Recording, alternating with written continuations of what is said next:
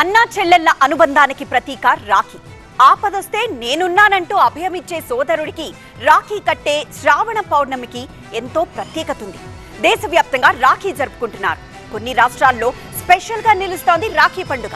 ఒడిశాలో జంగల్ రక్షాబంధన్ మరో హైలైట్. తన నియోజకవర్గ వితంతులకు చీరలు పంపిణీ చేశారు డిప్యూటీ సీఎం పవన్ కళ్యాణ్.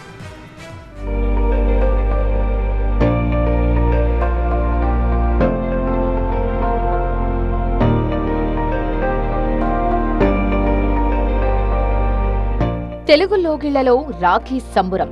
సోదరీమణుల రాకతో కొత్త ఉత్సాహం. దేశవ్యాప్తంగా పండుగ మురిపెం. నోరూరించే మిఠాయిలు, మధురమైన జ్ఞాపకాలు. ఆనందమానందమాయే.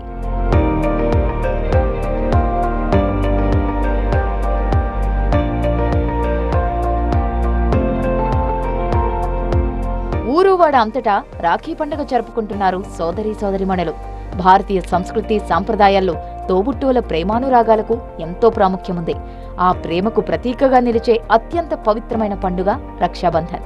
ఇది కేవలం చేతికి కట్టే ఒక సాధారణ దారం మాత్రమే కాదు, నమ్మకం, బాధ్యత, ఒక బలమైన బంధం. రాఖీ కట్టే ఈ సంప్రదాయం వెనుక వేల ఏళ్ల నాటి పౌరాణిక సందర్భాలున్నాయి. కాలక్రమేణా ఈ రక్షాబంధనం అన్నదమ్ములు, అక్కా చెల్లెళ్ల మధ్య ఆప్యాయతను, బంధాలను చాటే దివ్యమైన వేడుకగా రూపాంతరం చెందింది. అన్నా చెల్లెళ్ల అనుబంధానికి ప్రతీకగా నిలిచింది రాఖీ పండుగ.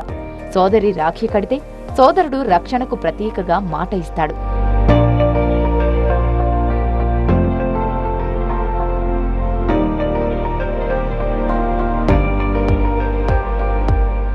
ఈ శ్రావణమాస పౌర్ణమికి దేశవ్యాప్తంగా ఎంతో ప్రత్యేకత ఉంది. ఈ రాఖీ పండుగను ఒక్కో రాష్ట్రంలో ఒక్కో తరహాలో జరుపుకుంటారు. రక్షాబంధన్ను సేవ్ ట్రీ స్లోగన్ గా మార్చింది జార్ఖండ్ ప్రభుత్వం. పర్యావరణ పరిరక్షణను పండుగలా మారుస్తూ సేవ్ ట్రీ ప్రచారం చేపట్టింది అక్కడి అటవీ శాఖ.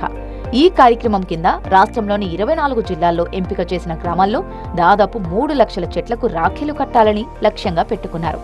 రక్షాబంధన్ అంటే అక్కా చెల్లెళ్లను రక్షిస్తామని సోదరులు ప్రతిజ్ఞ చేసే పండుగ. మన జీవిత ఆధారమైన పర్యావరణాన్ని రక్షించుకోవడం కూడా మనందరి బాధ్యత అంటున్నారు జార్ఖండ్ అటవీ శాఖ అధికారులు. ప్రజలను ప్రకృతికి మానసికంగా దగ్గర చేయడం, చెట్లు నరకకుండా కాపాడతామని ప్రమాణం చేయించడం ఈ ప్రచారం ముఖ్య ఉద్దేశం. ఇవాళ 700 గ్రామాల్లో 1,00,000 చెట్లకు నెల రోజుల పాటు జరిగే ఈ కార్యక్రమంలో మొత్తం 3 లక్షల చెట్లకు రాఖీలు కట్టనున్నారు.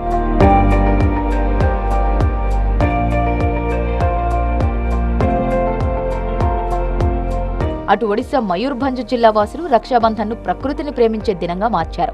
ప్రకృతిని సురక్షితంగా ఉంచుకోవడాన్ని కనీస ధర్మంగా భావించి అక్కడి ప్రజలు రాఖీ పౌర్ణమి రోజు చెట్లు, మహావృక్షాల కొమ్మలు, కాండాలకు రాఖీ కడుతుంటారు. దీన్ని జంగిల్ రక్షాబంధనగా పిలుస్తారు.